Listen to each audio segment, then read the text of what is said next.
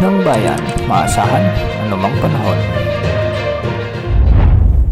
Magandang araw po sa ating lahat. Ngayon ay araw ng Lunes, August 4, 2025 at narito na ang pinakahuling update sa magiging lagay ng ating panahon. Sa kasalukuyan ay nakakaapekto pa rin ang mahinang habagat sa bahagi ng Batanes at Babuyan Islands.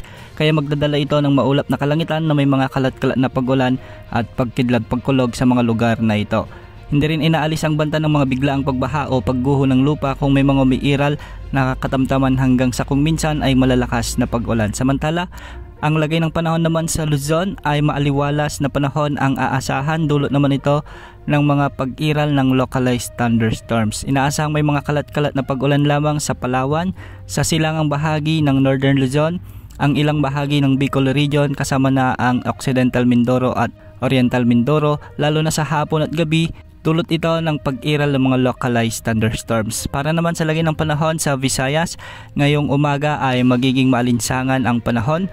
Ngunit pagsapit ng tanghali hanggang hapon at gabi ay posible na ang mga kalat-kalat na pagulan sa Western Visayas, ang southern portion ng Negros Island Region, Cebu Province sa may Bohol at ang Eastern Visayas. Samantala sa Mindanao, magiging maalinsangan din ang panahon sa umaga, ngunit pagsapit ng hapon at gabi ay malawakang pag-ulan na ang inaasahan at dulot ito ng mga localized thunderstorms. Sa kasalukuyan ay may minomonitor tayong LPA sa silangan ng Visayas at ayon sa mga ginagamit nating weather models ay posible itong pumasok sa ating area of responsibility sa mga susunod na oras o araw. Sa ngayon mababa pa rin ang tsansa nitong lumakas bilang bagyo sa susunod na 24 oras, ngunit ating titignan o imomonitor ang magiging galaw at kilos nito dahil may potential itong lumakas bilang bagyo sa mga susunod na araw, lalo na sa araw ng Miyerkules hanggang Biyernes.